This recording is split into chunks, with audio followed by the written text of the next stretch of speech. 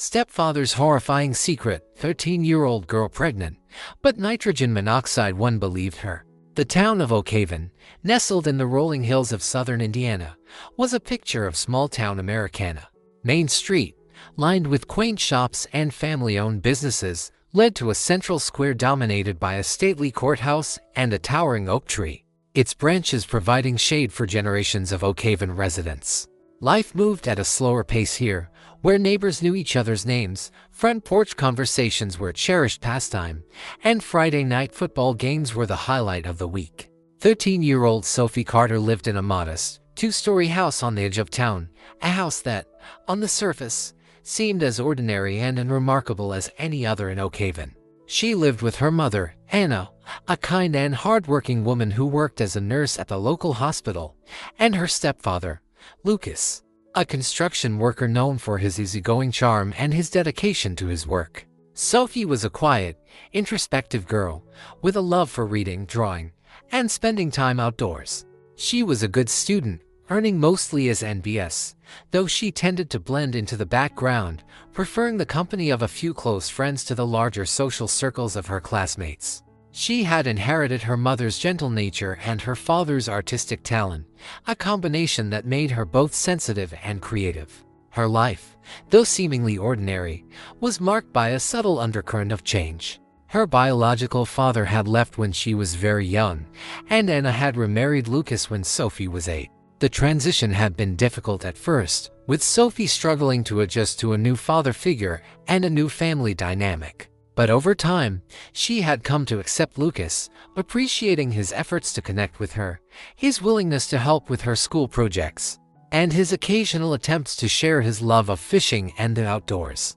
Anna worked long hours at the hospital, often leaving Sophie in Lucas's care. He was generally responsible, making sure she did her homework, preparing her meals, and driving her to and from school and extracurricular activities. He was a seemingly attentive stepfather, involved in her life, and present in a way her biological father had never been. But beneath the surface of this seemingly ordinary family life, subtle tensions simmered. Lucas could be controlling, particularly towards Anna, often dictating her schedule, criticizing her spending habits, and monitoring her interactions with friends and family. He was also possessive of Anna's time and attention, often resenting the time she spent with Sophie, viewing it as a distraction from her duties as a wife. Sophie, sensitive and observant, noticed these dynamics, though she didn't fully understand them. She sensed her mother's quiet frustration, her stepfather's underlying tension, and the subtle power imbalances that played out within their home. She often felt caught in the middle, trying to please both her mother and her stepfather, trying to navigate the unspoken rules and expectations that govern their family life. She had learned to be quiet, to be agreeable, to avoid conflict, to make herself as small and unobtrusive as possible. It was a survival mechanism, a way to navigate the subtle but pervasive unease that had become a constant undercurrent in her seemingly ordinary days. Lucas Carter presented himself to the world as a hard-working, dependable, and devoted family man. He was well-liked in Oak Haven, known for his friendly demeanor, his willingness to lend a helping hand, and his active participation in community events. He was a regular at the local diner, a familiar face at the hardware store, and a volunteer coach for the youth baseball league. He was, in many ways, the epitome of the small-town, all-American stepfather. But beneath the surface, a darker side lurked. Lucas was a master of manipulation, skilled at presenting a charming facade to the world while concealing his true nature. He was controlling and possessive, particularly towards Anna, his wife. He monitored her phone calls, questioned her whereabouts, and subtly undermined her confidence, making her increasingly dependent on him. His relationship with Sophie was more complex, more insidious. He was outwardly attentive, often praising her accomplishments, buying her gifts, and offering to help her with her homework. He would engage her in conversations, asking about her day, her friends, her interests, creating an illusion of genuine care and concern. But his attention was often tinged with an unsettling intensity. He would look at her in a way that made her uncomfortable, his eyes lingering on her body, his gaze lingering a moment too long. He would touch her, casually at first, a pat on the shoulder, a hug that lasted a little too long, a hand on her knee, but the touches became more frequent, more deliberate, more invasive. He would compliment her appearance, telling her she was growing up so fast, that she was becoming a beautiful young woman, his words laced with a subtle suggestiveness that made Sophie's skin crawl. He would isolate her from her friends, criticizing their influence, suggesting that they were bad company, and encouraging her to spend more time with him. He started to create special moments for just the two of them: late-night movie nights when Anna was working the night shift, weekend fishing trips that excluded the rest of the family, offers to help her with her homework in his den, a room filled with tools and hunting trophies that made Sophie feel uneasy. He would use these moments to subtly undermine her confidence, to criticize her mother, to plant seeds of doubt and distrust. He would tell her that Anna didn't understand her, that she was too busy with work to appreciate her unique talents, that he was the only one who truly saw her potential. He would also use these moments to test her boundaries, to push the limits of her comfort zone. He would ask her personal questions, probe into her private thoughts, and encourage her to share secrets with him that she wouldn't share with anyone else. Sophie, young and naive, struggled to understand his behavior. She knew something wasn't right, that his attention made her feel uncomfortable, but she couldn't articulate her fears, even to herself. She trusted him, because he was her stepfather, because he was supposed to be a protector, a caregiver, a figure of authority. She also craved his approval, his attention, his validation, and a natural desire for a child seeking a father figure's love. Lucas, a master manipulator, exploited this vulnerability, weaving a web of control and deception around Sophie, slowly, insidiously, drawing her into his orbit, isolating her from her support network, and preparing her for the ultimate betrayal. The shadow he cast over her life was subtle, almost imperceptible, but it was growing darker, more menacing, with each passing day, threatening to engulf her completely. As the months passed, Sophie's behavior began to change, subtly at first, then more noticeably. She became increasingly withdrawn, spending more time alone in her room, her once bright eyes now clouded with a persistent sadness. She lost interest in her hobbies, her drawings lay unfinished, her books unread. Her grades, once consistently high, began to slip. She started having trouble sleeping, plagued by nightmares she couldn't fully remember, waking up in a cold sweat, her heart pounding with a nameless fear. She developed a nervous habit of picking at her skin, her arms and legs covered in small, self-inflicted scratches. She also became more secretive, guarding her phone and her computer, deleting her browsing history, and becoming evasive when asked about her activities. She started to avoid physical contact, flinching at even the slightest touch, recoiling from hugs and other expressions of affection. These changes did not go unnoticed by Anna, but she struggled to understand their cause. She attributed Sophie's withdrawal to the normal challenges of adolescence, to the hormonal changes and emotional turbulence that often accompany puberty. She tried to talk to her daughter, to offer support and understanding, but Sophie remained distant, her walls firmly in place. Anna also noticed the increasing closeness between Sophie and Lucas. She saw the way Lucas looked at her daughter, the way he touched her, the way he seemed to monopolize her time and attention. She felt a flicker of unease, a subtle sense of something not quite right, but she dismissed it as jealousy, as her own insecurities about her role as a mother. She trusted Lucas, she believed in his good intentions, and she couldn't imagine that he would ever do anything to harm Sophie. However, one person did voice concerns.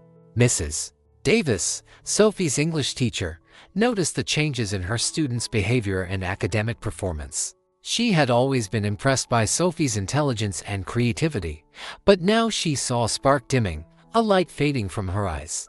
Mrs. Davis called Anna one afternoon, expressing her concerns and suggesting that Sophie might be struggling with something. She mentioned Sophie's withdrawal, her declining grades, her anxiety, and her reluctance to participate in class discussions. Anna listened politely, thanking Mrs.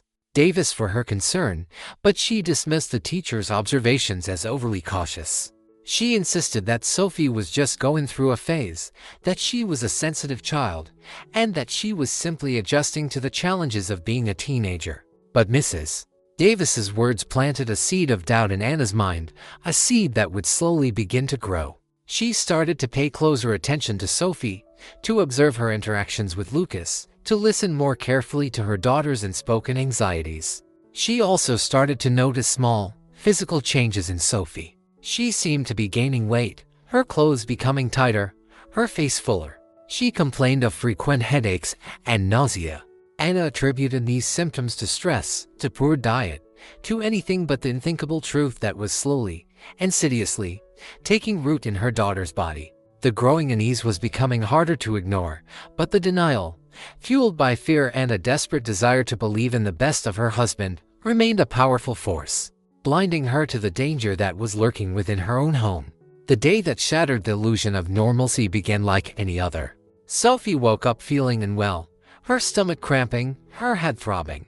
She tried to ignore the pain, to get ready for school, but the discomfort grew increasingly intense, making it impossible for her to stand upright. She called out to her mother, her voice weak and trembling. Anna, rushing to her daughter's side, found her curled up in bed, her face pale and contorted with pain. "Sophie, what's wrong?" Anna asked, her voice filled with alarm. "What hurts?" Sophie could only moan, clutching her abdomen, her body shaking with spasms of pain. Anna felt her daughter's forehead, her skin clammy and cold. She knew immediately that this was more than just a stomachache. This was something serious. She helped Sophie get dressed, supporting her weight as they made their way to the car. The drive to the hospital was a blur of fear and anxiety, Anna's mind racing with possibilities, each more terrifying than the last. At the emergency room, they were met by a flurry of activity. Nurses and doctors rushed around, asking questions, taking vital signs, and preparing Sophie for examination. Anna, her heart pounding with dread, tried to answer their questions, to provide a medical history, but her mind was blank, her thoughts scattered. After what felt like an eternity, a doctor emerged from the examination room, his expression grim. He led Anna to a small, private waiting area, his voice low and serious. "Mrs. Carter," he said, "I need to speak to you frankly. Your daughter is pregnant, and she's in labor." The words hit Anna like a physical blow. She stared at the doctor, her mind reeling, her body numb with shock. Pregnant? Labor? It was impossible. It couldn't be true. Sophie was just a child. That's not possible," Anna stammered, her voice shaking. "She's only 13. There must be some mistake."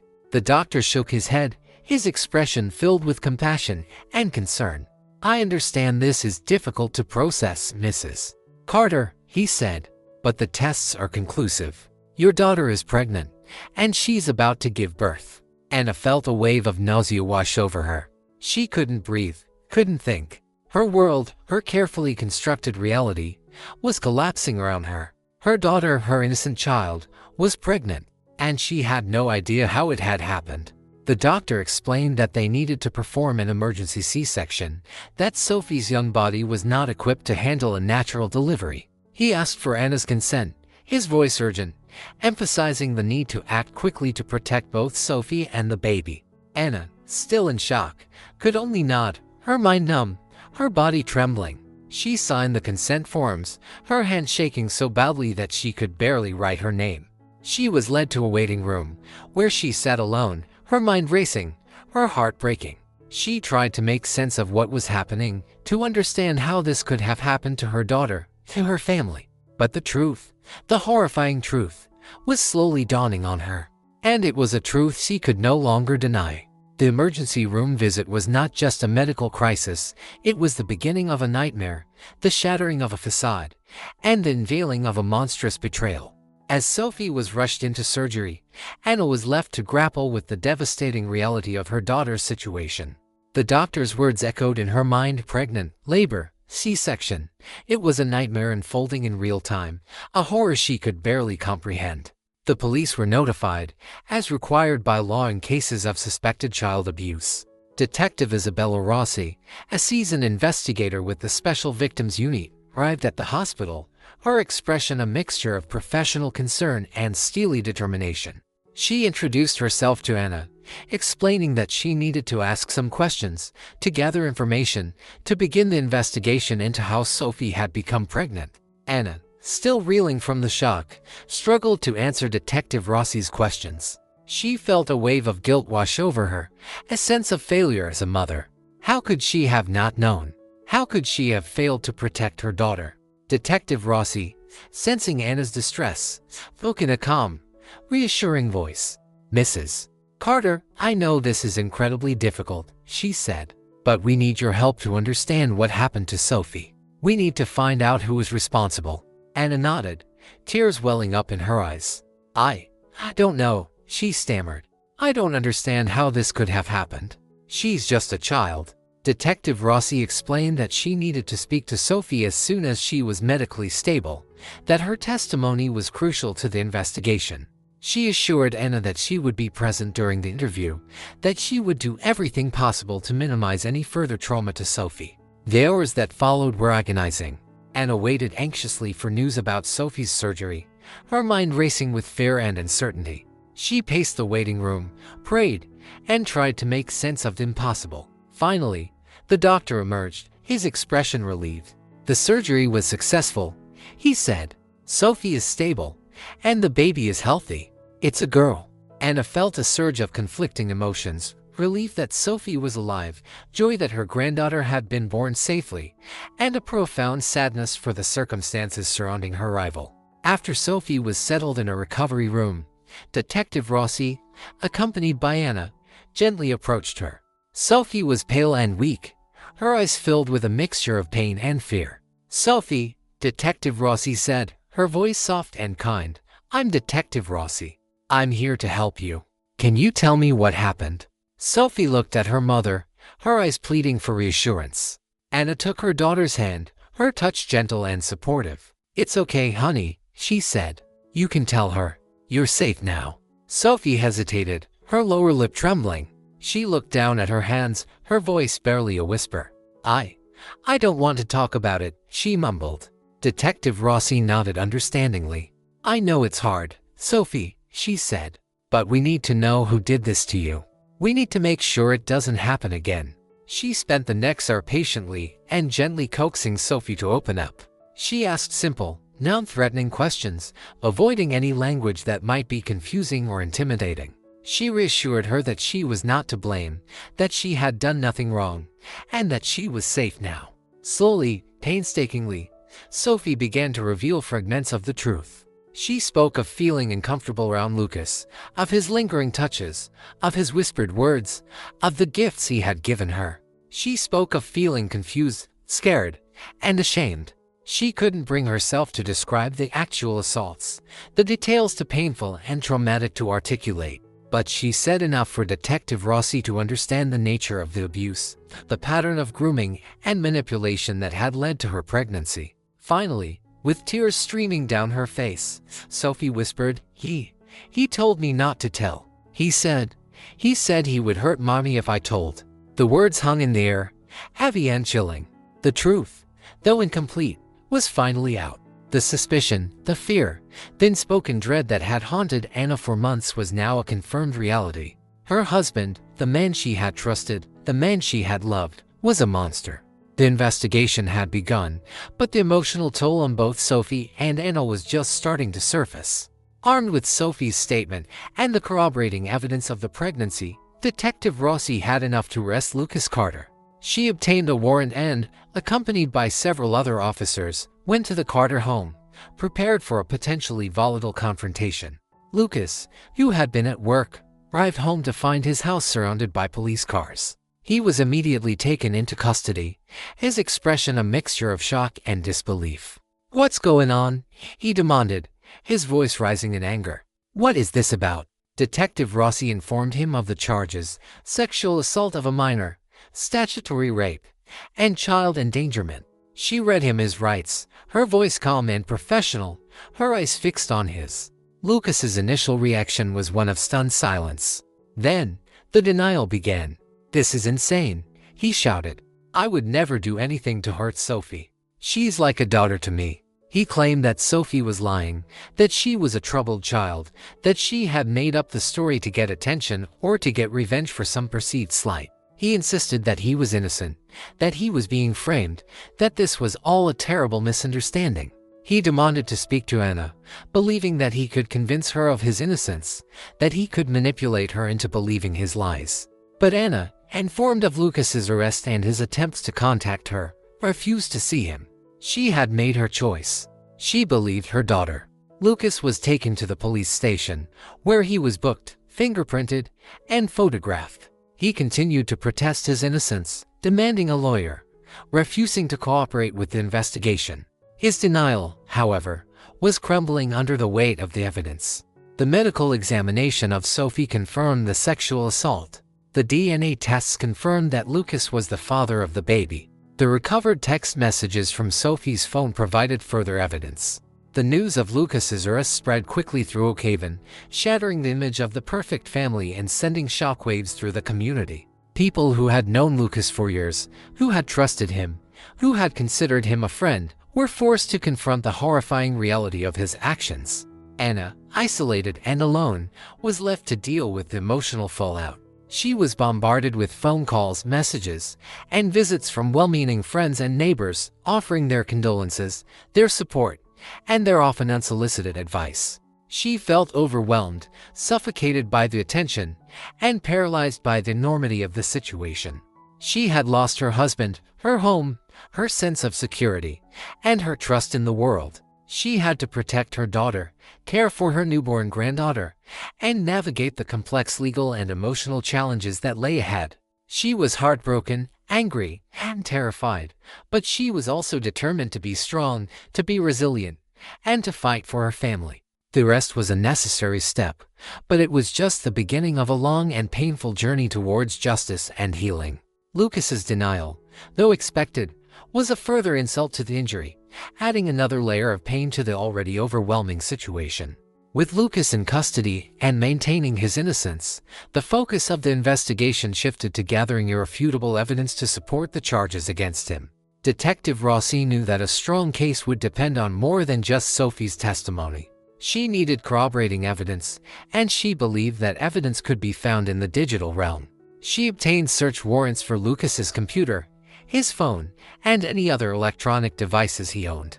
She also secured a warrant for Sophie's phone, recognizing that it might contain crucial communications between Sophie and Lucas. The task of analyzing the digital evidence fell to a team of forensic specialists, experts in recovering deleted data, deciphering encrypted files, and piecing together a digital trail of communication and activity.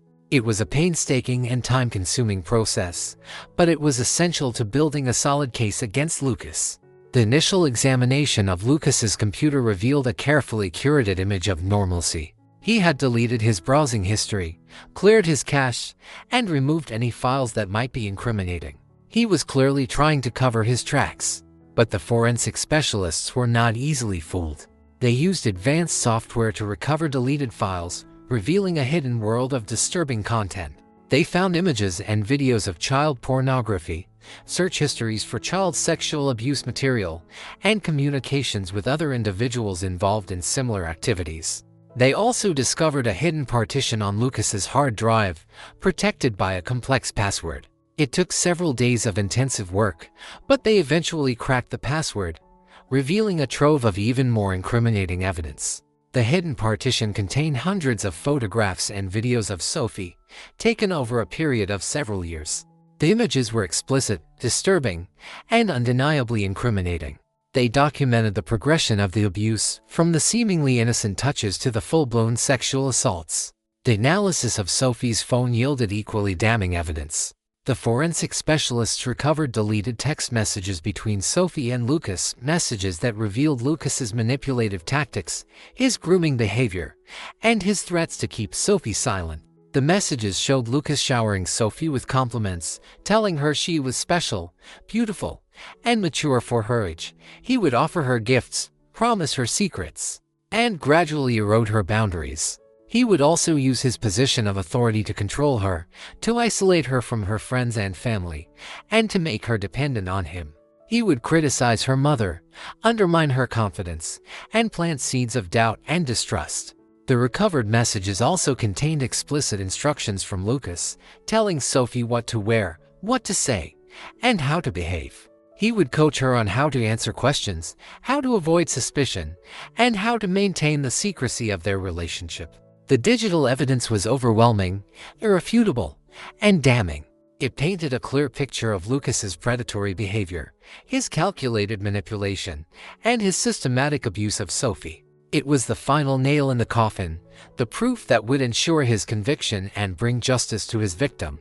The digital trail, meticulously uncovered, would speak volumes in court, silencing Lucas's denials and revealing the horrifying truth of his actions.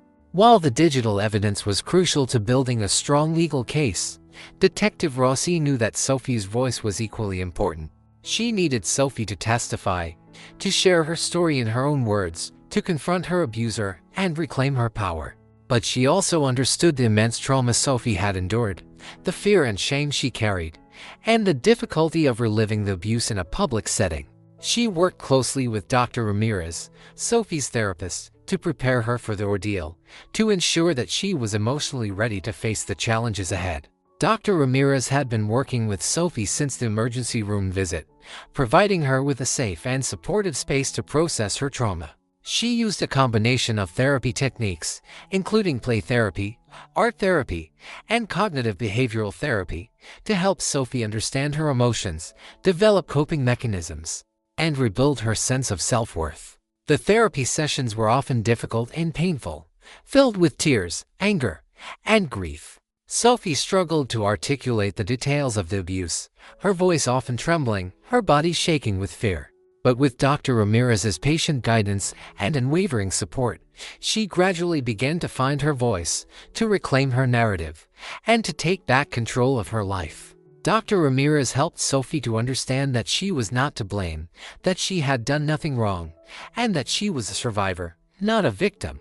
She helped her to identify her triggers, to manage her anxiety, and to develop healthy coping strategies for dealing with stress and trauma.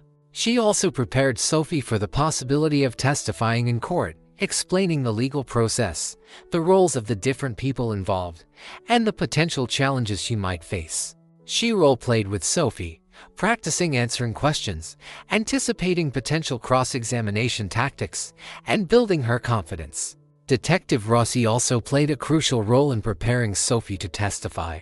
She met with her regularly, building a rapport of trust and understanding. She explained the investigation process, the evidence they had gathered, and the importance of her testimony. She reassured her that she would be safe, that she would be protected, and that she would not be alone. On the day of the preliminary hearing, Sophie was nervous but determined. She walked into the courtroom with her head held high, her mother by her side, her therapist and Detective Rossi providing unwavering support. She faced Lucas, her eyes meeting his for the first time since his arrest. She took the stand, her voice trembling at first, but gradually gaining strength as she recounted her story. She spoke of the grooming, the manipulation, the threats, and the abuse. She spoke of the fear, the shame, the isolation, and the profound sense of betrayal. Her testimony was raw, honest, and heartbreaking. It silenced the courtroom, bringing tears to the eyes of even the most hardened observers. It was a testament to her courage, her resilience, and her unwavering determination to seek justice. Sophie's voice, once silenced by fear and manipulation, was now clear, strong, and undeniable, a powerful weapon against the darkness that had tried to consume her. The revelations of Lucas's abuse and his subsequent arrest had a devastating impact on the Carter family, shattering their lives and leaving a trail of emotional wreckage in their wake. Anna, struggling with a mixture of grief, guilt, and rage, made the immediate and decisive decision to leave Lucas. She filed for divorce, seeking sole custody of Sophie and their infant daughter, Lily. She moved out of the family home, finding temporary refuge in a small apartment. Her world turned upside down. She grappled with the profound betrayal of the man she had loved, the man she had trusted with her daughter's safety. She blamed herself for not seeing the signs, for not protecting Sophie, for failing to recognize the monster that had been living under her roof. She also had to contend with the reactions of her extended family. Some were supportive, offering comfort and understanding, while others were judgmental, questioning her judgment, her parenting, and her ability to protect her children. Her brother, Robert, Veronica's husband, initially sided with his wife, refusing to believe the accusations against Lucas and accusing Anna of destroying their family. However, as the evidence mounted and Veronica's own complicity became clear, Robert was forced to confront the horrifying truth. He eventually apologized to Anna, expressing his remorse and offering his support, but the damage to their relationship was significant. Anna's parents, devastated by the news, rallied to her side, providing emotional and financial support. They helped her with childcare, offered a listening ear, and reassured her that she was not alone, that she was a good mother, and that she would get through this. The wider community of Oakhaven was also deeply affected by the scandal. The seemingly perfect family, the respected stepfather, the innocent child, the story shattered the illusion of safety and normalcy that had defined their town. Neighbors and friends struggled to reconcile the Lucas they thought they knew with the monster he had been revealed to be. Some offered support to Anna and Sophie, while others whispered behind their backs, spreading rumors and casting judgment. The school community was also impacted. Sophie, initially hesitant to return to school, faced the stares, the whispers, and the potential for bullying. The school administration, however, was proactive, providing counseling services, implementing anti-bullying policies, and creating a safe and supportive environment for Sophie and other students. The family fractures extended beyond the immediate circle. The legal battles, the custody disputes, the financial strain, and the emotional toll took a heavy toll on everyone involved. The once close-knit family was torn apart, replaced by a landscape of broken trust, shattered dreams, and lingering pain. The road to healing would be long and arduous, requiring forgiveness, understanding, and a willingness to rebuild relationships from the ground up. But for now, the fractures remained, a stark reminder of the devastating impact of abuse and betrayal. The legal proceedings against Lucas Carter continued, moving slowly but inexorably towards trial. He remained in jail, denied bail, his attempts to manipulate the system proving futile against the overwhelming weight of the evidence. Anna, with Sarah Miller's guidance, navigated the complex legal landscape, fighting for justice for Sophie and protection for both of her daughters. She attended court hearings, provided testimony, and endured the grueling process of cross-examination, her determination unwavering. Sophie, supported by her mother, Dr. Ramirez, and a growing network of friends and advocates, continued her journey towards healing. She attended therapy regularly, working through the trauma, learning coping mechanisms, and rebuilding her sense of self-worth. She found solace in art, expressing her emotions through drawing and painting, creating a visual language for the pain she could not always articulate. She also found strength in connecting with other survivors, joining a support group for young women who had experienced sexual abuse. She shared her story, listened to the stories of others, and discovered that she was not alone, that she was part of a community of resilient and courageous individuals. Slowly, gradually, Sophie began to reclaim her life. She returned to school, focusing on her studies, rediscovering her passion for learning, and rebuilding her friendships. She started to smile again, to laugh again, to experience moments of joy and hope amidst the lingering shadows of the past. The open ending begins here. The date for Lucas's trial was finally set. It was scheduled to begin in 6 months, a long wait, but a necessary one to allow both sides to prepare their cases. Anna and Sophie braced themselves for the ordeal, knowing that it would be another painful and difficult chapter in their lives. But as they prepared for the trial, a new development emerged, a twist that neither of them had anticipated. Detective Rossi contacted Anna, requesting an urgent meeting. She had new information that could potentially change the course of the investigation and the outcome of the trial. Anna and Sophie met with Detective Rossi at the police station, their hearts pounding with a mixture of apprehension and hope. Detective Rossi, her expression serious, placed a file on the table. "We've been continuing our investigation into Lucas's background," she said, "and we've uncovered some disturbing information." She explained that they had discovered a connection between Lucas and another unsolved case, a cold case involving the disappearance of a young girl several years earlier, in a different state. The girl, who had been Lucas's neighbor at the time, had vanished without a trace. The case had remained unsolved, but new evidence had emerged, linking Lucas to the disappearance.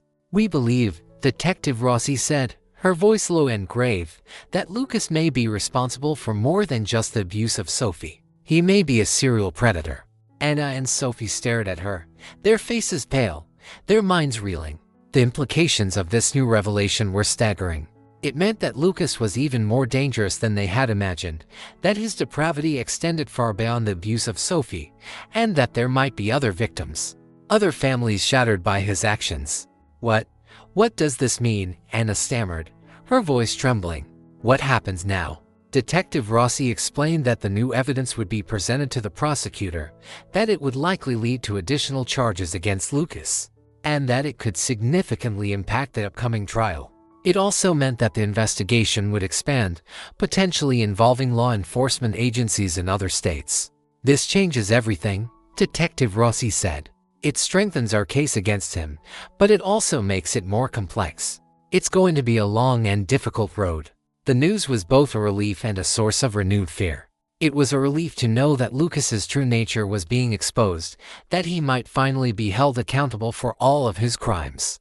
But it was also terrifying to realize the extent of his depravity, the potential scope of his victims, and the darkness that had lurked beneath his seemingly ordinary facade. For Sophie, the revelation was particularly unsettling. It triggered new anxieties, new fears, and a renewed sense of vulnerability. She had begun to feel safe, to believe that the worst was over, but now she was confronted with the chilling reality that her abuser was even more monstrous than she had imagined. Dr. Ramirez, her therapist, helped her to process this new information, to understand that it did not diminish her own experience, that it did not invalidate her trauma, but that it added another layer of complexity to the healing process. She encouraged Sophie to focus on her own recovery, to continue to build her resilience, and to find strength in her support network. The news of the potential connection to the cold case also reignited media attention, turning the Carter family's ordeal into a national story. Reporters camped outside their home, hounded them with questions, and speculated about Lucas's possible involvement in other crimes. Anna, fiercely protective of Sophie, shielded her daughter from the media frenzy. She refused to give interviews, she blocked reporters' calls, and she focused all her energy on creating a safe and stable environment for Sophie and Lily. As the trial date approached, the tension mounted. The prosecution, armed with the new evidence and the compelling testimony of Sophie and other potential victims, prepared a strong case against Lucas. The defense, scrambling to salvage their client's reputation, attempted to discredit the witnesses, to challenge the evidence, and to paint Lucas as a victim of a malicious conspiracy. The story concludes before Lucas's trial begins. We see Anna and Sophie preparing for the ordeal, steeling themselves for the inevitable confrontation, and finding strength in each other and their support network. We see the community rallying around them, offering support and solidarity. We see the legal system, though slow and imperfect, moving towards justice. But the outcome of the trial remains uncertain. The reader is left with a sense of both hope and apprehension. Hope that justice will be served, that Lucas will be held accountable for his crimes, and that Sophie and Anna will find peace and healing. Apprehension about the challenges that still lie ahead, the potential for further trauma, and the long-term impact of the abuse on Sophie's life. The final scene shows Anna and Sophie sitting together, late at night, in their new home.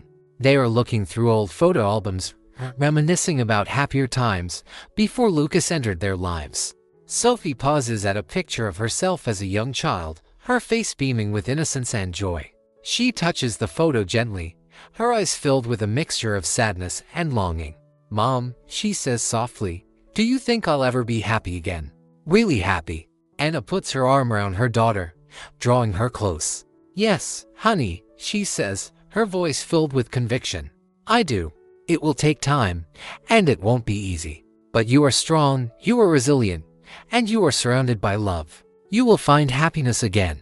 I promise." Sophie leans her head on her mother's shoulder, her body relaxing, her breathing slowing. She closes her eyes, and for a moment, she allows herself to believe in that promise, to imagine a future free from fear, free from pain, free from the shadow of the past. The very last line introduces the hook for a potential sequel. Just then, Anna's phone rings. It's Detective Rossi. "Anna," the detective says, her voice urgent, "we have a problem. Lucas. He's escaped." The story ends there, leaving the reader on a cliffhanger, wondering what will happen next. The escape introduces a new element of danger, a renewed sense of threat, and a clear indication that the story is far from over. This open ending provides closure for the immediate crisis while setting the stage for a potential continuation, focusing on the pursuit of Lucas, the impact of his escape on Sophie and Anna, and the ultimate resolution of his crimes. It leaves the reader with a sense of unease, but also with a sense of hope, knowing that Anna and Sophie, despite the new challenges they face, will continue to fight, to heal, and to find their way back to the light.